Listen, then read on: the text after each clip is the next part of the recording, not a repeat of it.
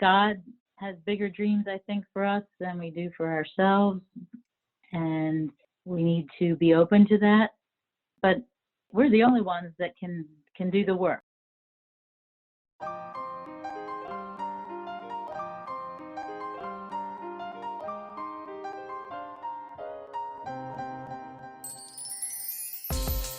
You are now listening to the Going North podcast with your host, author and speaker, Dom Brightman.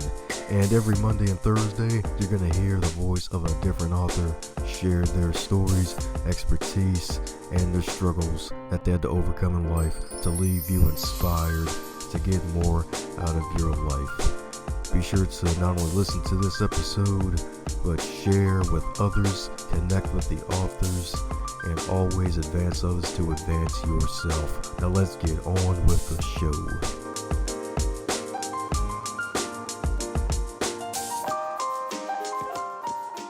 And today on the Going North podcast, where we bring you fabulous humans from across the globe, today is no different because we got a Charm City bonus in the building, baby. A Charm City bonus. Because this wonderful lady right here is an award-winning author, in addition to being a best-selling author. So she's got two for the price of one, baby. And not only that, she also is a fellow faith-based writer, because this wonderful lady right here believes that the Old Testament stories are often difficult to read and comprehend. And it's her mission through her writing, that she hopes to reimagine them in contemporary times with fiction that's fast-paced and entertaining, that will help readers appreciate them, understand God's messages, and hopefully bring people back to the Bible itself.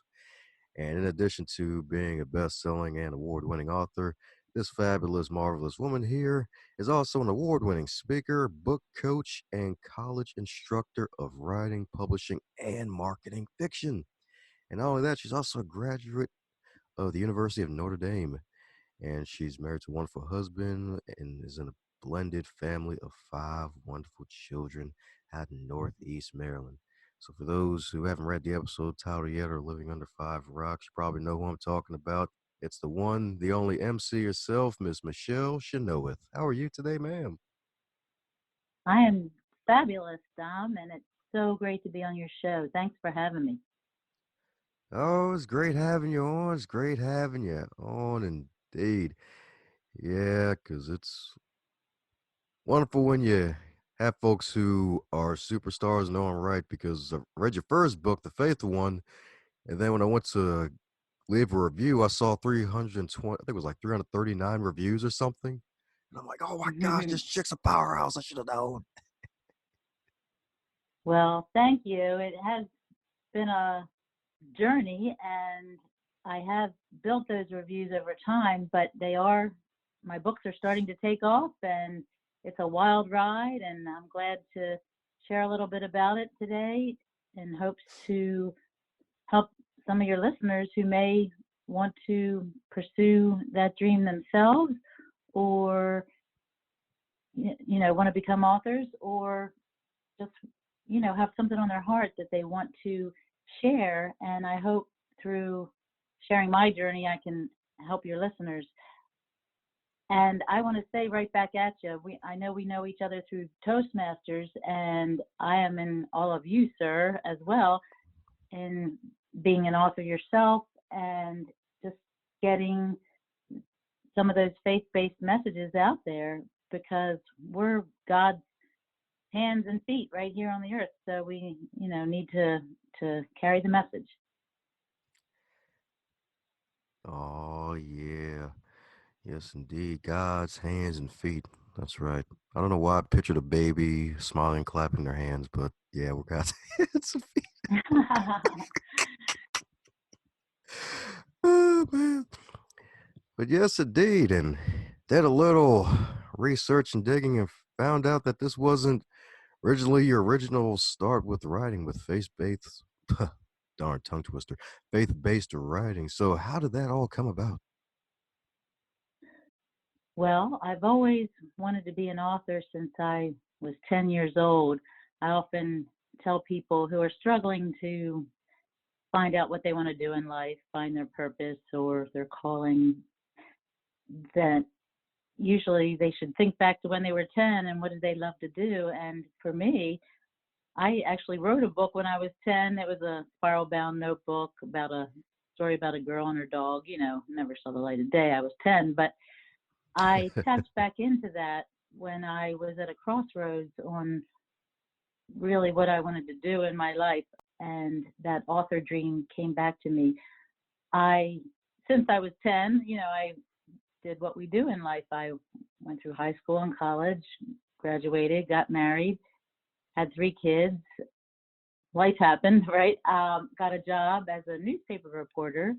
I was also a TV news reporter for a bit, and then went into marketing. I became an advertising account exec, opened my own advertising agency. I was the owner of an ad agency for 20 years. Went into the corporate world as a marketing director, always writing being a part of all of that, but, had to pay the bills. And then got divorced, got remarried, acquired 2 more stepchildren. So we have a blended family of 5, like you said. But through all of that writing dream of being an author was varied somewhat, but never really left. So it resurfaced about 20 some years ago, and I wrote what I thought was going to be the next great American novel. And it actually won a fiction prize. The Maryland Writers Association conference awarded it first place in drama, but the prize was lost because it was literary agency representation, and the agency was located in New York, and 9/11 happened, and we lost the prize, which was devastating to me. And that book apparently wasn't meant to be. I shopped it around and nothing happened. And in my devastation, I questioned God. I was very frustrated, and I heard, write a modern day book based on the book of Job in the Bible. And I resisted that for a while. It took me 8 years to write it, but I finally did, and that became the faithful one, which is getting all those good reviews. And that led me to write modern day Bible stories or contemporary suspense novels based on Old Testament stories in the Bible. And like I said, it's been a great and wonderful ride. I have 4 now, 4 novels out there. The 4th one just came out in August. Oh, yeah, that's right. That jealous son right there, part of the 4-pack. That's what I'm talking about. Yes, indeed. And I did love the faithful one. It's, I'm a 90, that's probably 98% of what I read is nonfiction. And I rarely venture out into fiction. I'm like, all right, before this interview, I'm going to make sure I at least read one of her books. I already bought 3 of them. So when I read the faithful one, it was like, it was a slow start, but as it picked up, it got to the point where I didn't want to put the book down. Like I almost burst out into tears with a couple of the parts of the book because it was such a powerful retelling of the story of the book of Job. Thank you, Dom. And that's what I hear from readers, and I really appreciate your feedback, because I feel like that's the reward for me, first of all, to touch readers' hearts. And that's what I think, we as authors are called to do. And also, you got the message, which was, we all struggle with our faith at times, and we all face loss and hardship and struggles. But, God brings us through, just like he did with Job. And again, I think that first book really came from my heart and made me realize this is what I'm called to do, because I was in that dark place, and readers can relate to that. I was losing my marriage through divorce. I was losing my business, my ad agency business, with the recession in the 90s. It felt like I was losing my kids, who were teenagers. Any of you parents out there can relate, I'm sure. And losing my health through the disease of alcoholism. And fortunately, like Job, God brought me through all of that, both in calling me to write the book, and then in helping others by publishing it and getting it out there, and they read that and they can relate. So fortunately, like Job, God brought me through all of that, and I'm remarried to a wonderful man and living my dream of being an author, speaker, and book coach. I have a good relationship with my 5 kids and 2 grandkids, and I am a little over 15 years in recovery. So that's a blessing. And again, I feel like God, not only put this book on my heart to heal me, but to touch readers out there and help them through their own loss and understand what God's saying, which is, who are we to question God's ways? And we just need to hold on to that shred of faith, because God will bring us through whatever we're dealing with. So I'm so glad you got that. And it does bring a lot of readers to tears. I've heard that over and over, because Job, let's face it, went through so much and, questioned, why me? Why do bad things happen to good people? And that's right where I was, frustrated, even angry with God, and in despair. And yet, fortunately, I was raised in a faith-based household where I could turn to that, and it brought me through. And so I'm so glad you read that one. Each book is different from the other, but they all carry that message of the Bible story. And the latest one actually is a murder mystery, but it grabs you right from the start, and lots of twists and turns like the others. Oh, yeah, that's right. The jealous son, indeed. So, why is the son so jealous anyway? So they say, write what you know, write what you love.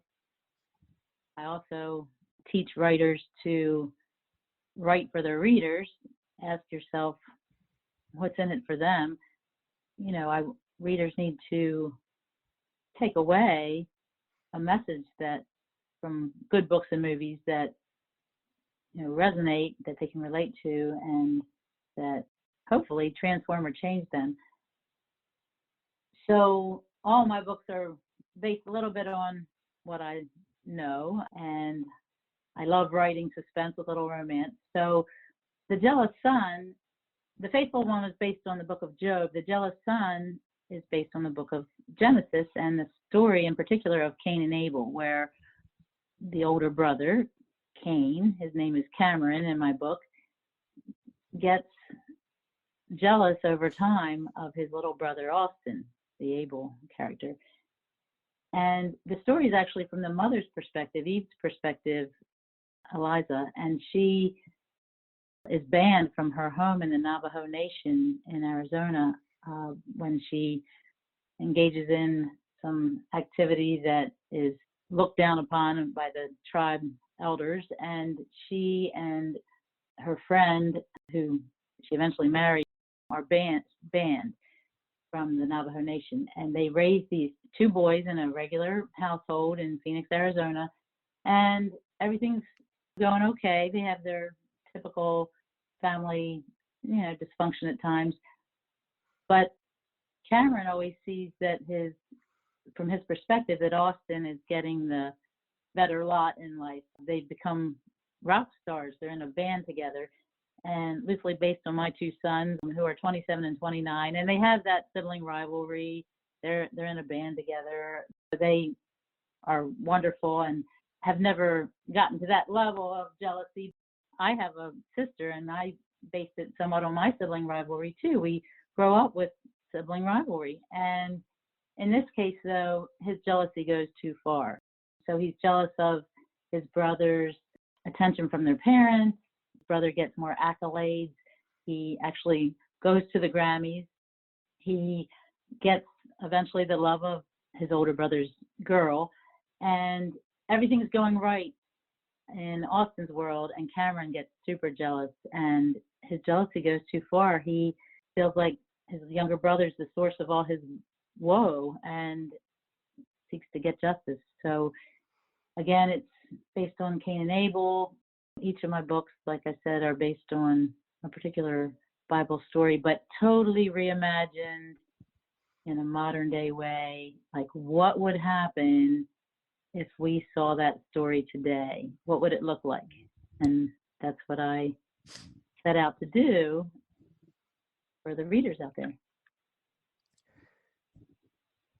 Fabulous indeed. So combining life with a Bible and making it into a modern day story for the good folks to read. That's what I'm talking about.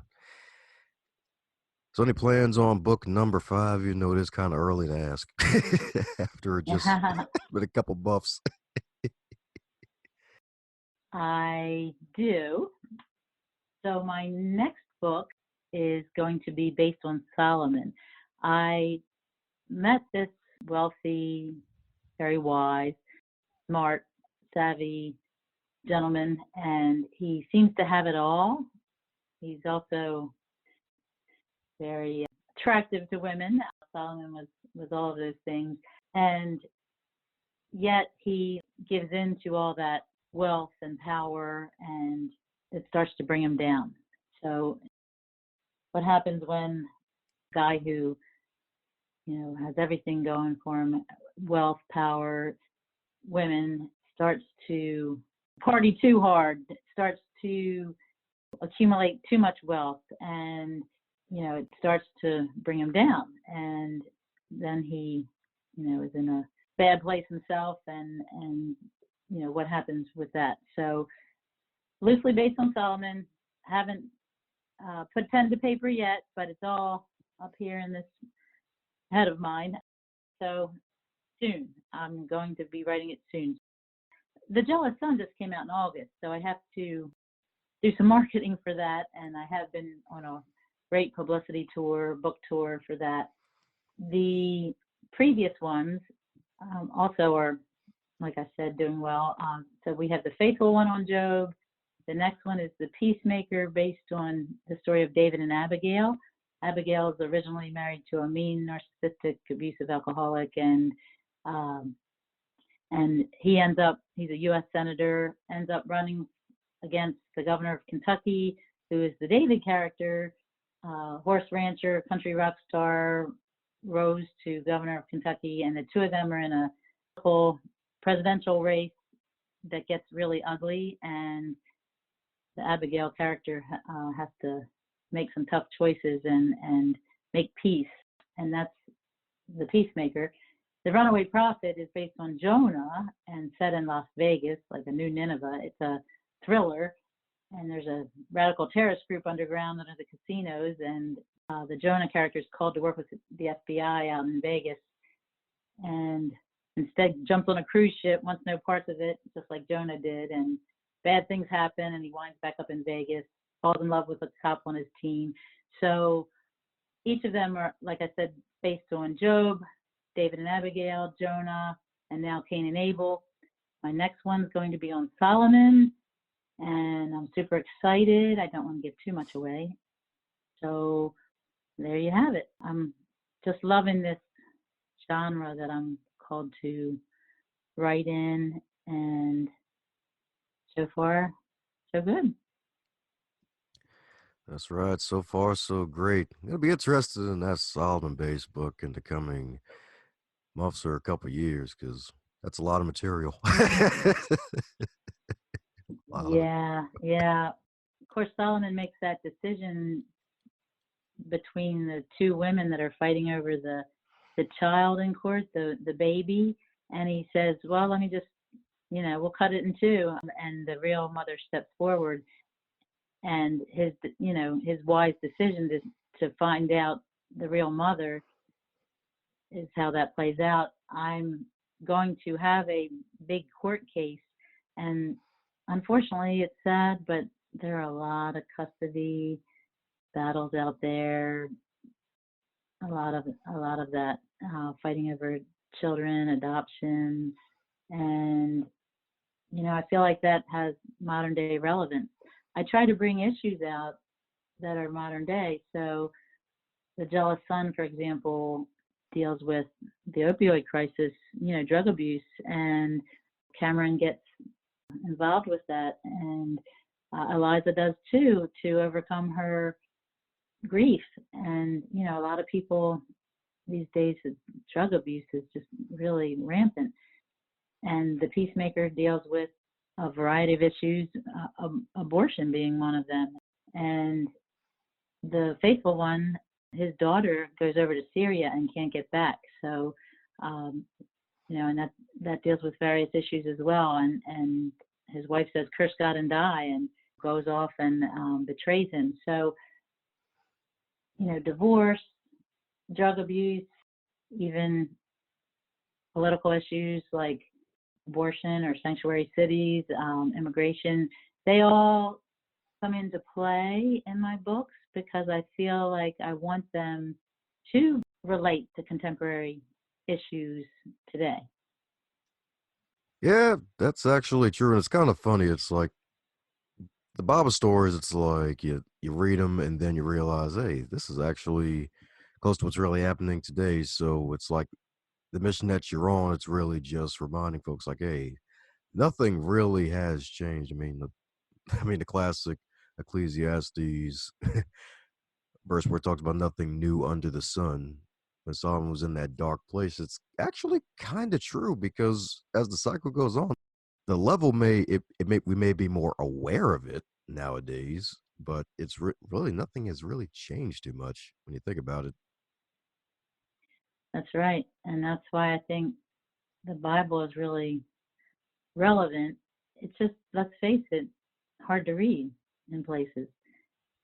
So, but God still has a relevant message for us today. So I feel like that's what I'm called to do, is to get that message out there, but be entertaining in a book that people want to read.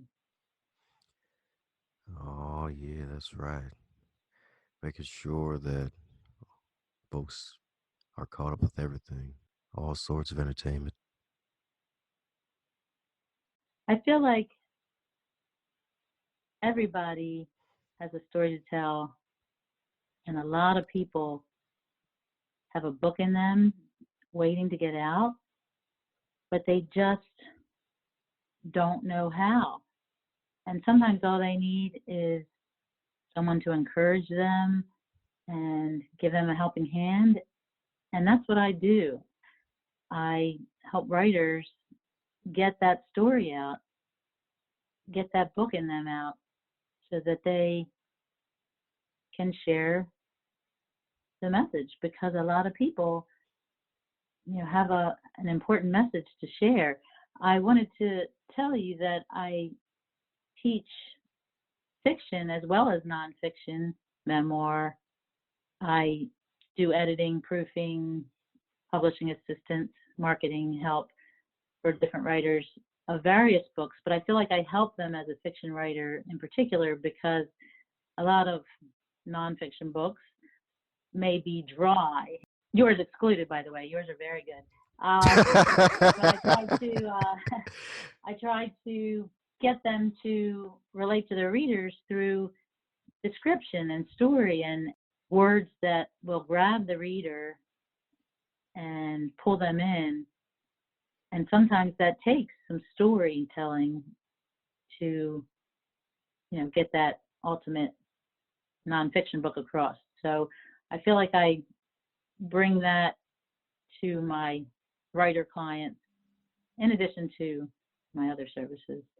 But I just love, I've worked on about 8 books now to help them to get out into the world, and a couple are fellow Toastmasters actually. And I feel like I'm very passionate about that as well.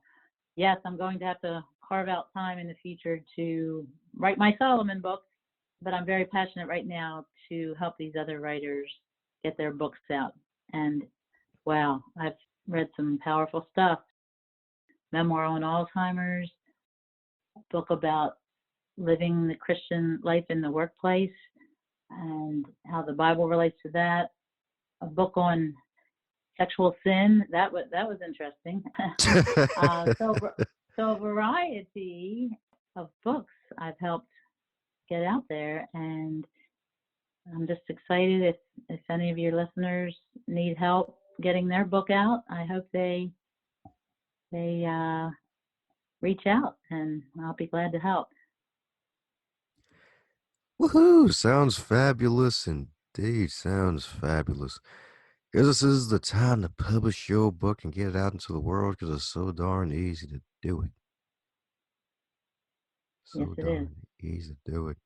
So since you're the reigning, I wouldn't say defending, but reigning champ of 4 books out and being an award-winning best-selling author, what would be 2 pieces of advice you would give to someone who's looking to write a book besides writing and writing on a schedule? Yes, well, that last part is important. You have to set a goal, set a timeline for yourself, because I've met so many writers that have been writing their book for years and it's still not done. So set realistic goals that you need to reach for, though, to, again, be passionate and write from the heart, write what you know, but keep your readers in mind.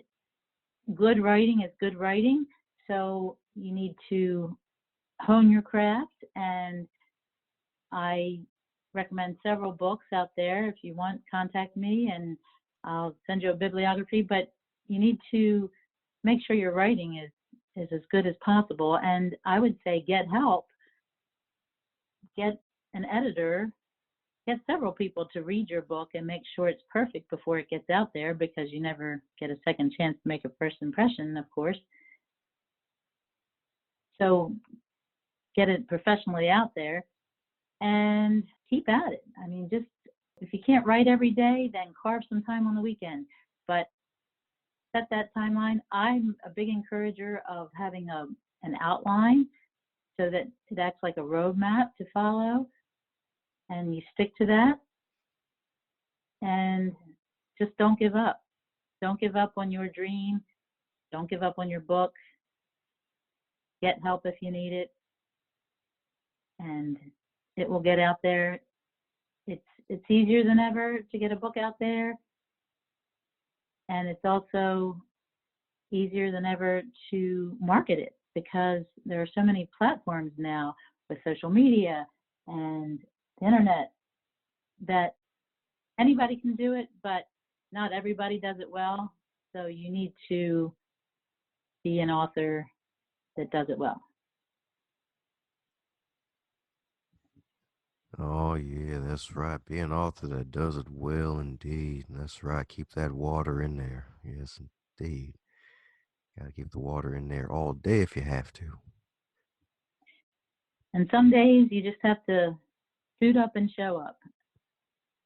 God has bigger dreams, I think, for us than we do for ourselves, and we need to be open to that. But we're the only ones that can do the work, right? So we need to keep at it. Don't give up. Oh, yeah, that's right. Don't give up indeed. Don't give up and up. ask for help. They're the 2 main things. Don't give up, ask for help. Woohoo! There you go, indeed. That's right. Woo! Always ask for that help. Woohoo! Oh, yeah. That's right. Even put on a tiger tail if you want to. Oh, maybe not that. Unless that's the way someone gets inspiration for writing. Yeah, just don't be Eeyore, be Tigger. Yeah, definitely don't be Eeyore. Yes. I'm definitely a Tigger. Oh, hooray. All right, cool. All right. I know I was drawing you for a reason. All right. That's what I'm talking about. Well, you mentioned marketing well. So, are there any do's or don'ts that you recommend for folks to, I guess, not do or don't after they've published their work? It's never too soon to market your book, even if you're not done writing it yet. You need to set up a platform so that people can find your book. So you need a website, you need a social media presence, you need email marketing. They're basics. get yourself out there. All you have to do is ask to get book signings, to win contests, to speak at conferences like I do. You just need to, first of all, get your book done, but then once it's published and you have this platform set up, keep at it every day. And not just buy my book, but share relevant content. Why is my message important? This is why you need my message. And I always encourage my students to look at marketing like building a fire. So you don't put a log on a fire and hope it catches fire. You're not going to reach the world all at once. Look at your start with kindling. Look at your immediate audience. Who needs my book most? And that may be in your circle of friends and family to start out, but then branch out. So if you're writing a book like mine, you might go to church groups and speak, or approach, church groups and say, I'm writing modern day Bible stories. I think you would love this. I've spoken to women's groups, and start out small in your circles of influence, and then branch out, and your fire will grow if you have a message worth sharing out into the world. So light the world on fire, but start, you have to start somewhere by building that fire. And so start with your kindling.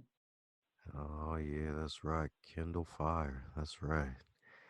Yes, indeed. Kindle that fire, indeed. That's right. One log at a time.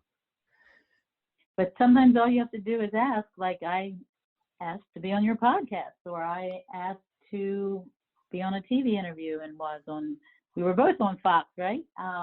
Fox television. So I think a lot of writers are intimidated. They think, oh, I can't do that. Yes, you can. And you just need to pick up the phone and ask that Barnes and Noble, can I do a book signing? Or ask Fox TV, tell them you're available. Can I do an author interview if you're dealing with my topic? Just keep putting yourself out there, and eventually you too will catch the world on fire. That's right. Set yourself on fire and the world will watch you burn. There you go. That's right. Woohoo! That's right. Get to burn brightly indeed. Get to burn brightly. And that's true, though. That's always a thing that most folks don't do or forget to do, is just simply ask. Any thoughts on why folks don't ask at all? I just think they are either shy, or think they're not worthy, or think they're not relevant. But let's face it, God put us each here for a unique purpose. I do believe that. And if that's the case, we need to come out of our caves and our shells and be bold and ask, and put one foot in front of the other, and go outside your comfort zone, and things will start to happen beyond your wildest dreams. I know they're happening for me. God has taken me speaking at big retreats, being the keynote speaker at big writers conferences, just getting out there, helping a dozen authors get their own books out there. As a book coach, teaching. I never thought I'd teach at Cecil College. That wasn't part of my plan in the beginning. God wanted, apparently, me to do that. And then getting all those reviews, getting my books out there, being published as audiobooks. One of my books is in a foreign language now, so they're starting to really grow and get out there. I'm hoping to make them into movies. That's another dream that God put on my heart, and that's starting. I started to pitch them into movies, and that's starting to hopefully take off. Next time I talk to you, I'm hoping we'll be talking about the TV series or the movies based on my books, by the way. And just a little teaser there. So, you just need to believe in yourself. Bottom line. There you go. That's what I'm talking about. Indeed. Believe in yourself. Yes, indeed. That's right. Seeing a faithful one on the big screen. That's right. Bigger than all the Great Wall of China, maybe. You will get premiere tickets, Dom. Oh, hooray. All right, cool. Woo! I'll make sure my propeller hat is ready that day. There you go. Well, maybe not a propeller hat, but yes, indeed. Yes, indeed. So, the magical question that every guest gets to answer, and that is if you're to wake up tomorrow and you're at 25 again, but this time in the current year of 2019 with all of your mass knowledge and experience, what advice would you give to yourself? I would say keep dreaming. Don't give up. Really invest in yourself and stay true to not only your beliefs, but your passion. Stay positive and just keep going. Believe in yourself, and the sky's the limit. I would say the sky's the limit. I've always been a big dreamer. I would also say to my younger self, be careful a little bit more than I was, because I tended to jump in both feet first.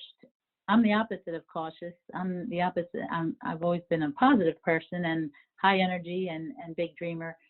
But sometimes that's gotten me into scrapes. I get ahead of God and I jump in, and you have to be a little bit beware of wolves in sheep's clothing sometimes, and also surround yourself with good people, and that's super important. But like yourself, like you and I were meant to meet and meant to talk today, and I think God has big plans for both of us. uh, we were talking about being on a Today Show together or something like it. You'll have your own show. It'll be bigger than today. And just keep reaching for that. Keep reaching for your dreams, and the sky's the limit. But be open to God's plan as well. Oh, there you go. Being open to God's plan and reaching for the stars. That's right. Especially if it's a shooting star. That would probably be one heck of a ride. Yeah. Oh, yeah.